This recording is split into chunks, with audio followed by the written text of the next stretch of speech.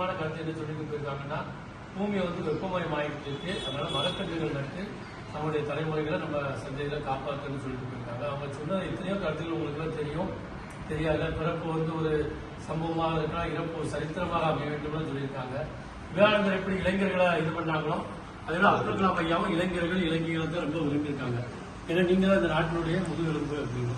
அதனால நீங்களும் வரக்கூடிய காலங்களில் அவங்களுடைய கொள்கைகளை பின்பற்றி சிறப்பாக நடக்கணும். எங்களுடைய டாக்டர் மேஜர் குருசாமி சார் அவர்கள் ஒரு வார்த்தைகள் அப்துல் கலாம் ஐயா